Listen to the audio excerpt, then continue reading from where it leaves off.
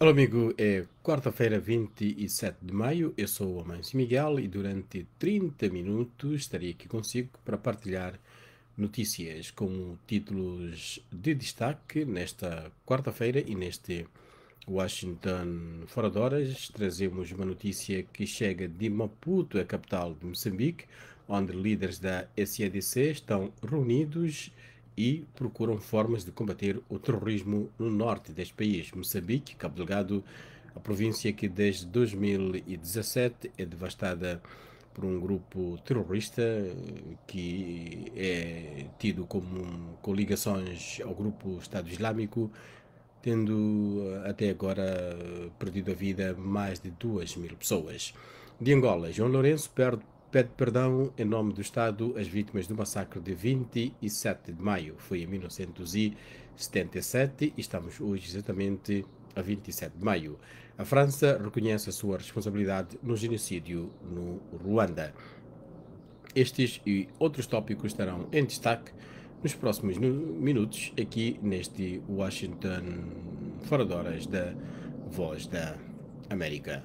Num discurso já considerado histórico, o presidente angolano pediu perdão e desculpas ontem pelo massacre de 27 de maio de 1967, que deixou cerca de 30.000 pessoas mortas, segundo diversas fontes, devido à repressão do regime contra um alegado golpe de Estado liderado por Nito Alves, que foi afastado do governo uma semana antes.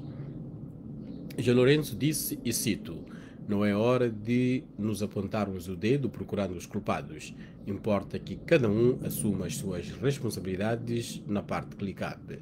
É assim que, imbuídos nesse espírito, viemos junto das famílias dos conflitos e dos angolanos em geral pedir humildemente, em nome do Estado angolano, as nossas desculpas públicas pelo grande mal que foram as execuções sumárias naquela altura e naquelas circunstâncias."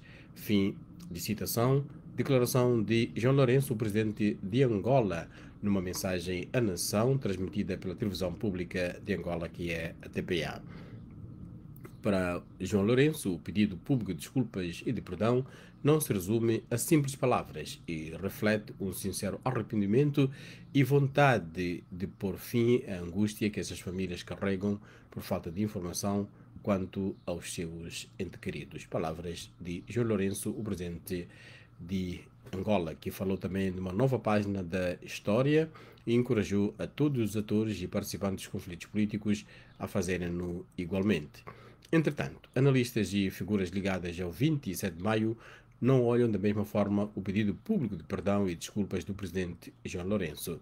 O líder da Fundação 27 de Maio, general na reserva Silva Mateus, teceu largos elogios à atitude do Presidente da República, afirmando que João Lourenço, e cito, foi magnânimo e figura de consenso, fim de citação, que deu a mão à palmatória ao povo angolano pelos erros cometidos. Também palavras de Silva Mateus. A Fundação ganhou mais uma batalha, acrescentou. Opinião contrária tem, entretanto, o sobrevivente 27 de maio Miguel Francisco Michel, que, apesar de louvar a entrega das ossadas das vítimas às famílias, diz que o pedido de desculpas e de perdão faria sentido se primeiro se discutissem as causas que estiveram na base dos massacres. Michel disse que os assassinatos de 27 de maio não podem ser comparados aos conflitos ocorridos no seio da UNITA, nem deviam fazer parte do mesmo processo, conforme defende o governo. E para o ativista político Helder Moana Mwassa, o pedido de desculpas e de perdão é louvável, mas configura o que chamou, e cito, uma campanha velada de propaganda política por ser feito em pleno período pré-eleitoral. Do lado da UNITA, que é o maior partido da oposição, este partido diz que foi bom João Lourenço ter quebrado o gelo ao pedir perdão às vítimas do 27 de maio, contudo pede uma maior abrangência no que toca aos acontecimentos negativos, porque, diz a UNITA, há outros factos que merecem a palavra do Presidente da República. Álvaro Chicamwanga, secretário-geral da UNITA, disse que o presidente João Lourenço esqueceu-se de mencionar outros acontecimentos tão importantes como o de 27 de maio. Para João Pinto, deputado do Movimento Popular pela Libertação de Angola, que é o MPLA, o discurso do presidente João Lourenço foi de um ato de muita coragem e bastante elevação e acabou por dar a mão à palmatória pelo seu partido também. Na nossa emissão de rádio, teremos uma reportagem com várias reações, incluindo as reações dos filhos daqueles que perderam a vida nesse fatídico 27 de maio de 1977, que é a primeira vez relembrado pelo governo hoje, 44 anos depois. A emissão de rádio começa às 18 horas de Angola, 19 horas de Moçambique, 17 horas da Guiné-Bissau e São Tomé e Príncipe e 4h30 da tarde em Cabo Verde.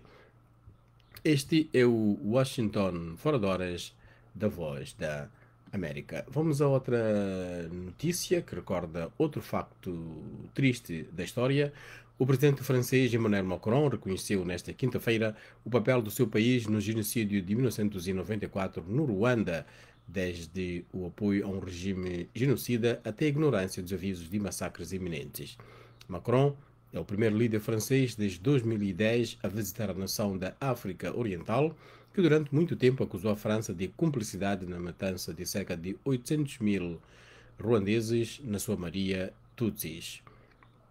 Macron disse, e cito, a França não foi cúmplice no genocídio, mas que reconhecia as suas responsabilidades e que tinha o dever de enfrentar a história de frente e reconhecer o sofrimento que infligiu ao povo ruandês, valorizando muito o silêncio sobre o exame da verdade.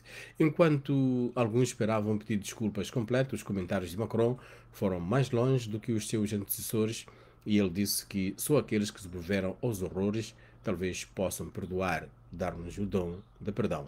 Palavras de Emmanuel Macron, o presidente da França, reconhecendo a responsabilidade do seu país no genocídio do Ruanda em 1994, que provocou, no qual o Ruanda perdeu 800 mil pessoas, na maioria da etnia Tutsi. Este é o Washington Fora de Horas da Voz da América, que por causa do confinamento imposto pela Covid-19, continuamos de facto ainda a trabalhar a partir de casa. Os seus comentários são bem-vindos e nós faremos todo o possível para incluir os comentários ao longo desta emissão. Depois de termos falado de dois acontecimentos tristes, o 27 de maio de 1977 em Angola e o genocídio do Ruanda em 1994, com o reconhecimento da França do seu papel no mesmo, e em relação a Angola, o pedido de perdão de João Lourenço, vamos para mais um assunto de atualidade e desta feita uma reunião de chefes de Estado da chamada dupla troika da SADC, que é a Comunidade de Estados da África Austral, estão reunidos em Maputo, a capital de Moçambique, na cimeira extraordinária que vai definir a ação regional no apoio ao combate ao terrorismo na província de Cabo Delgado, norte de Moçambique, ali paredes meia com a Tanzânia. Estão presentes os presidentes de Moçambique, que é o anfitrião, Filipe Jacinto Nyusi, da África do Sul, Cyril Ramaphosa, do Botsuana, Mokgweetsi Amase, da Tanzânia, Samia Hassan, e do Zimbábue, Emerson Mnangagwa. Este é um assunto que, conforme for a desenvolver e tivermos mais detalhes, podemos voltar a ele com mais informação. Os nossos correspondentes em Maputo estão a todo momento à espera que haja o tal chamado fumo branco para trazerem a notícia sobre a decisão que a SADC vai tomar. Para já, na semana passada, tal como noticiamos, a chefe da diplomacia sul-africana já veio dizer que o seu país defende uma intervenção militar e deu também o exemplo da advertência, se assim podemos dizer, que receberam da Nigéria, que dava conta que se deixarem o movimento dos insurgentes no norte de Moçambique crescer, a região poderá não controlar mais tarde o seu movimento. Daí que a SADC está interessada nesta intervenção para apoiar Moçambique a combater os insurgentes. É um problema que começou no norte de Moçambique, mas que agora pode ter impacto em toda a região. Nós aguardamos a todo momento o toque, assim podemos dizer, dos nossos correspondentes para atualizarem aquilo que é esta conferência que decorre em Maputo, a capital de Moçambique. Vamos continuar com o Washington fora de horas, com também notícias de Moçambique, onde temos a indicação de que o antigo ministro dos Transportes e Comunicações, Paulo Zucula, saiu da cadeia sob termo de identidade e residência após cerca de 2 anos presos no âmbito de um processo de corrupção. Paulo Zucula foi libertado por decisão do Tribunal Superior do Recurso em resposta a um pedido com fundamento no fim dos prazos de prisão preventiva. O antigo chefe dos Transportes e Comunicações foi preventivamente detido em junho de 2019 por suspeitas de corrupção no processo de adjudicação das obras do aeroporto internacional de Nacala, na província de Nampula, norte de Moçambique, uma obra que foi dada à brasileira Odebrecht. O Gabinete de Combate à Corrupção em Moçambique acusa Zucula de ter recebido entre 135 e 315 mil dólares americanos para facilitar a adjudicação das obras do aeroporto de Nacala a Odebrecht. Noutro processo, em março de 2019, Zucula foi condenado a 14 meses de prisão, convertidos em multa, após um tribunal considerá-lo culpado por ter ordenado o pagamento de remunerações indevidas a membros da administração do regulador da aviação civil moçambicana. Zucula é também arguido num caso de corrupção envolvendo a fabricante brasileira Embraer na venda de aviões a transportar linhas aéreas de Moçambique, aguardando a sentença. O tal caso, do qual que se diz, foi criada uma empresa chamada Chivele, em São Tomé e Príncipe. Um assunto que também a Voz da América tem estado a dar destaque informativo.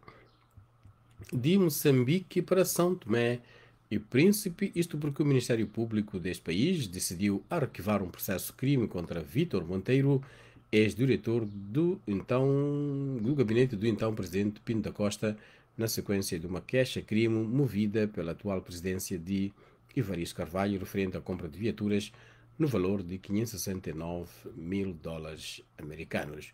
O advogado de Vítor Monteiro, Adelino Isidro, diz que a Procuradoria-Geral da República investigou profundamente a questão, não só a nível regional, ou melhor, nacional, como em Angola, e chegou à conclusão que não houve qualquer implicação do antigo diretor do gabinete. A Procuradoria-Geral da República confirmou, segundo o advogado, que as viaturas foram encomendadas em Angola através de uma empresa.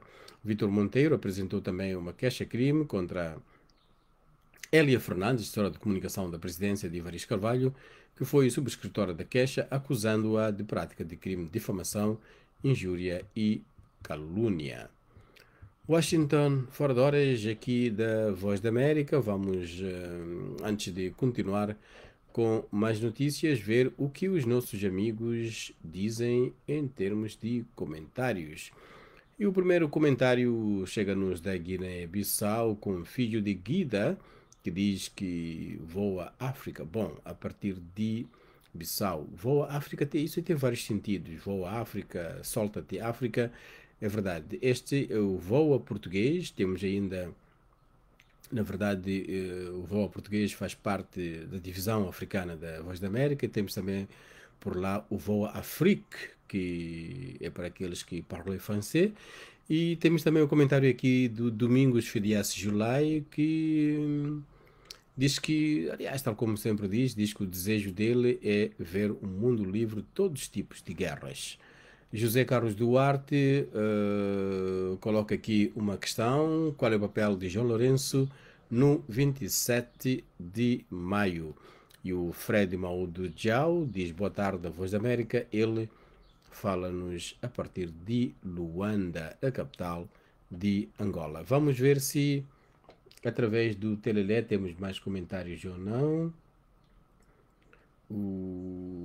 Os comentários dos nossos amigos são para nós importantes. São importantes para dar continuidade ao nosso programa. Washington fora de horas, vamos voltar agora às notícias e vamos espreitar o que é que acontece no resto do continente africano. Comecemos por falar dos negócios de petróleo. A Nigéria, o maior produtor de petróleo em África, que disputa muito com Angola esse lugar, assinou um acordo petrolífero offshore com a Shell, a Exxon, a Total e a Eni da Itália, que o Estado diz que irá gerar milhões, resolver disputas e abrir caminho ao investimento de 10 mil milhões de dólares. A Nigéria, o maior produtor e exportador de petróleo de África, foi duramente atingida por uma combinação da queda de preços do crudo e da pandemia global.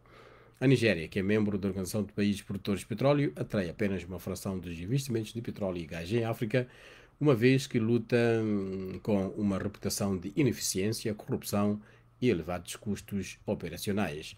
Mas as autoridades esperam que uma lei da indústria petrolífera, a muito esperada atualmente na Assembleia Nacional, encoraje mais investimento com alterações aos regulamentos, royalties e impostos.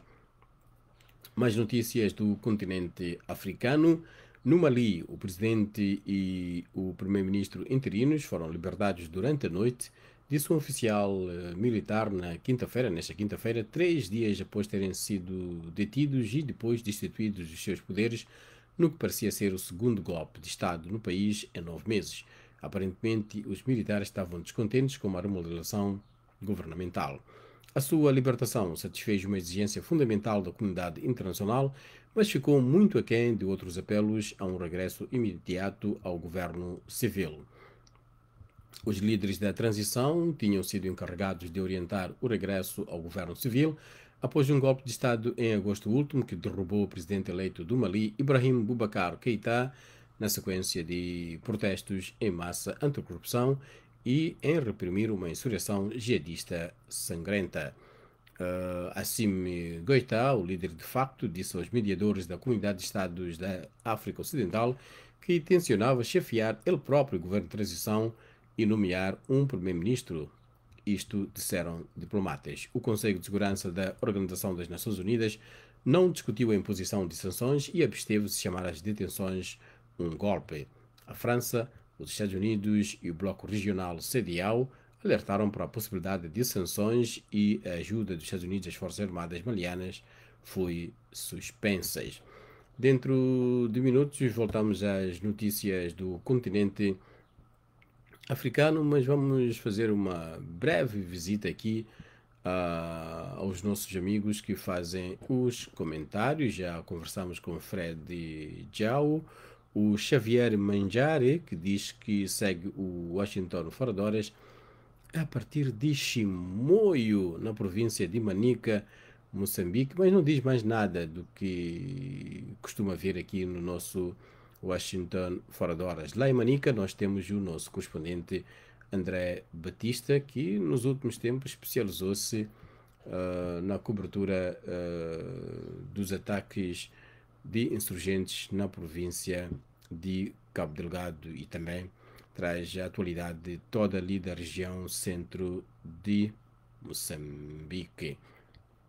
A Ana diz que deseja uma excelente quinta-feira para todos. Hoje vamos apoiar, é verdade, vamos apoiar os Locomotivas de Maputo, que vão jogar contra os Patriots no seu terreno, no Ruanda, para passar a fase seguinte da Liga Africana de Basquetebol.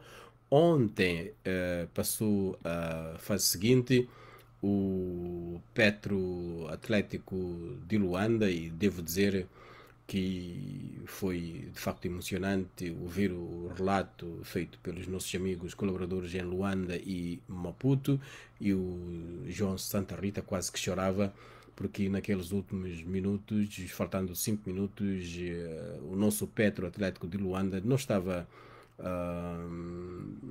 em grande vantagem, mas depois o basquetebol é assim mesmo, deu a volta e ganhou, passa assim para as meias finais deste Basketball African League, a corresponder também aquilo que é o favoritismo que os organizadores davam e também os comentários da imprensa internacional que consideravam o Petro Atlético como uma das equipas favoritas à conquista. Vamos ver o que é que vai acontecer com os Locomotivas, ou como se diz no linguajar de Maputo, os Nzengueres, aqueles que andam na linha férrea, aqueles que, em particular, a sua equipa de futebol tem esse cognome, o basquetebol, que ali com o comando do Macom está a atingir um bom patamar, pelo menos com uma excelente participação nesta fase inicial do Basketball African League, uma derrota, 2 vitórias. O Porfírio Jeremias diz, não diz onde está, mas diz que está ligado à Voz da América português para a África, que agora volta às notícias. Voltamos às notícias e continuamos, tal como havia dito, a falar do continente africano. Dezenas de milhares de pessoas fugiram da cidade de Goma, no leste da República Democrática do Congo, congestionando estradas, depois do governador local ter avisado numa emissão de madrugada de uma possível nova erupção do vulcão Monte Nyiragongo.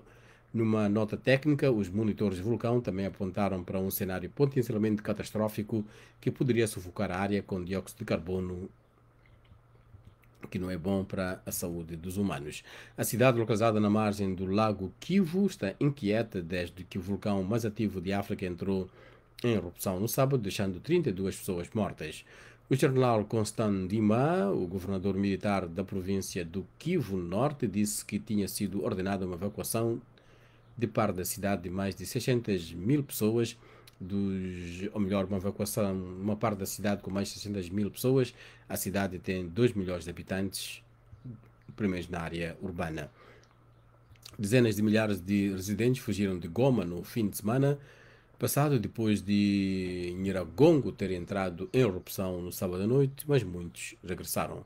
Mas fortes tremores secundários continuaram a agitar a cidade, causando o colapso de alguns edifícios e deixando os residentes cheios de medo. O vulcão expeliu 2 rios de rocha derretida durante a erupção, um dos quais parou na orla de Goma, depois de ter obliterado aldeias na sua esteira. A Organização das Nações Unidas, através da sua agência humanitária, que é a OCHA, disse que mais de 4.500 casas foram destruídas, afetando cerca de 20 mil pessoas.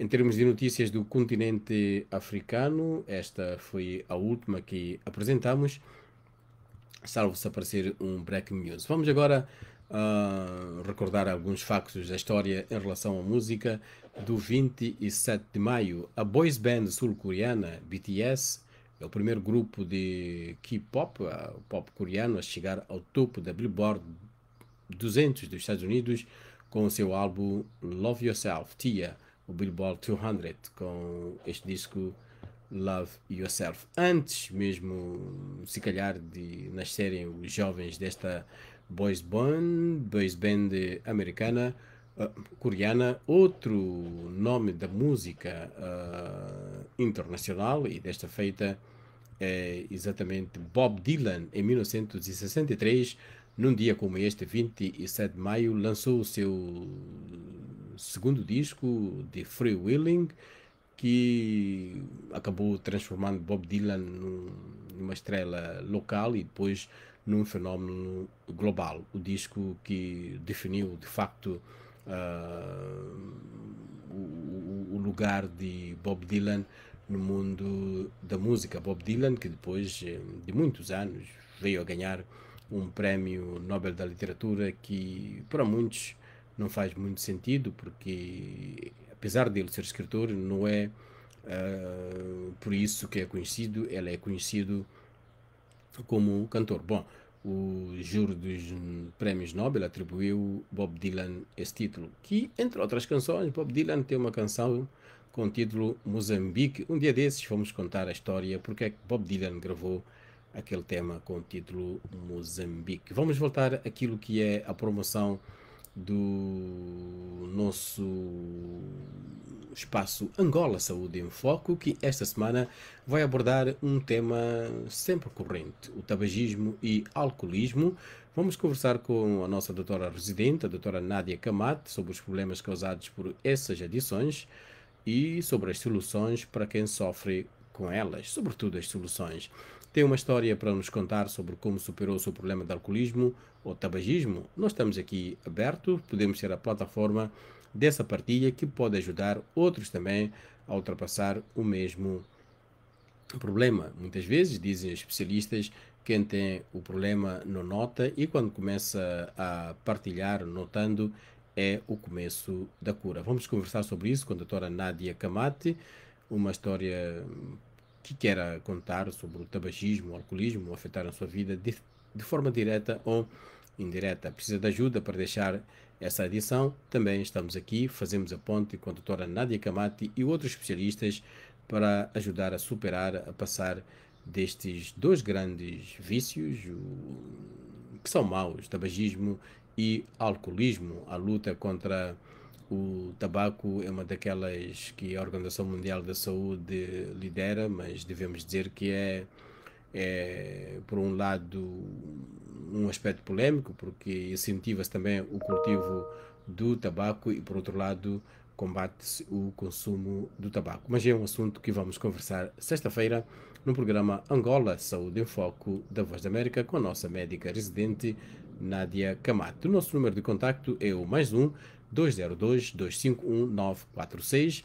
E se estiver, claro, o programa é dedicado a Angola, pode usar os números locais, mais 244 932 348 698 ou o mais 244 993 255 911. A doutora Nádia Camate vai partilhar aquilo que são as dicas, como combater, como ultrapassar o tabagismo, como ultrapassar o alcoolismo. Nos bastidores do desporto, agora é uma oferta que a Voz da América tem, bastidores do desporto, já pode receber via WhatsApp os bastidores do desporto, essa rubrica de João Santa Rita, vai por trás da cortina desportiva e conta outras histórias, além das modalidades em campo. Ele não sabe só das cabazadas, como ele costuma dizer, quando algumas equipas perdem, mas também tem aquilo que está nos bastidores do desporto e vai contando. Para receber os bastidores do desporto, semanalmente envie uma mensagem para o WhatsApp da Voz da América, que é o +1 202 251 9466 e escreve desporto. Aí vai passar a receber as notícias do bastidores do desporto. E falando em desporto, vamos recordar, quando é vitória, recordamos sempre. Ontem o Petro de Luanda qualificou-se para as meias finais da Liga Africana de Basquetebol, que acontece em Kigali, a capital do Ruanda. O Petro derrotou o AS Salé de Marrocos por uma pequena margem, 79-72. Vitória é vitória. Já o Ferroviário de Maputo vai medir forças com os Patriots BBC de Ruanda hoje, também na esperança de passar as meias finais. Para ouvir jogada a jogada e em onda curta nas frequências 13.630 e 17.655, e também pode acessar ao site www.debol.com e também pode ouvir na nossa emissão de rádio www.voaportugues.com, porque a Voz da América é parceira de mídia deste evento. Acompanhe conosco, teremos, tal como sempre, o João Santa Rita e a nossa equipa de colaboradores que traz o relato destas partidas de basquetebol. Hoje, Ferroviário de Maputo joga com o Patriots BBC do Ruanda. Ontem, o Petro Atlético de Luanda derrotou e, digamos, convenceu o AS Salé de Marrocos por uma pequena margem, sim, mas uma vitória que soube muito bem. 79-72.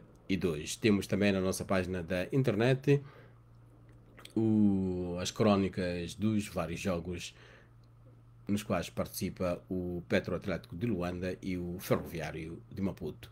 No website da Voz da América, com conteúdo que está a chamar a atenção dos leitores, é exatamente esse. João Lourenço pede perdão em nome do Estado às vítimas do massacre de 27 de maio. O presidente angolano pediu desculpas públicas pelo grande mal que foram as execuções durante o massacre de 27 de maio de 1967, que, segundo diversas fontes, pode ter provocado a morte de pelo menos 30.000 pessoas. Colocamos na internet a seguinte pergunta: a sua opinião, a cimeira da troca da Comunidade de Desenvolvimento de África Austral, SADC, realiza-se quinta-feira, que é hoje, sob a liderança de Filipe Nunes. E o ponto que colocamos: deveria Moçambique aceitar assistência internacional que tem como proposta quase 3.000 homens de equipamento militar? Ou essa ajuda pode ser vista como um enfraquecimento da soberania? ou há, como afirmam, muitos interesses escondidos que não permitiriam forças estrangeiras em Cabo Delgado? Entre outras respostas, o Vachulo diz que, e cito, eu tenho a certeza que o governo moçambicano não vai aceitar esse apoio militar estrangeiro, porque o que está a acontecer em Cabo Delgado é uma lavagem de dinheiro na parte governamental. Isso porque os insurgentes usam o telefone para movimentar os valores monetários por via eletrónica e nesse país existe segurança de Estado. Esta a opinião que estive a citar do Vachulo em relação àquilo que nós colocamos na internet sob a opinião dos nossos telespectadores, nossos ouvintes, os internautas, em relação à resposta da SADC à insurgência no norte de Moçambique, a província de Cabo Delgado. Naquilo que está a ter destaque na internet, há 1 milhão, no Google neste caso, 1 milhão de pesquisas dedicadas à cantora Ariana Grande, depois da artista pop ter partilhado fotos do seu casamento. A revista Vulture considera que as fotos são de levar as pessoas às lágrimas. Ariana Grande casou-se com Delton Gomes a 15 de maio, depois de 5 meses de noivado. Foi uma cerimónia privada que agora vai sendo revelada pela própria cantora no seu Instagram. 5 meses de noivado. Se calhar um dia desses podemos ter um debate em torno disto. Serão 5 meses, ou melhor, qual é o tempo ideal de noivado antes mesmo de assinar o papel? Será que namorar muito tempo resolve? Será que namorar pouco é uma boa estratégia?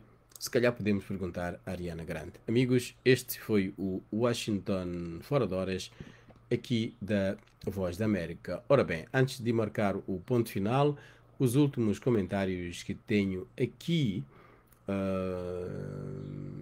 são do Porfírio Jeremias, que está ligado ao português, o Peterson Pitra Maurício Oparati, Peterson Pitra Viva Voa, é o que ele diz. Porfírio Jeremias diz que está em Angola e o Peterson Pitra diz Viva Petro. É verdade, viva o Petro Atlético de Luanda, que fez jus àquele hino. Estou aqui à procura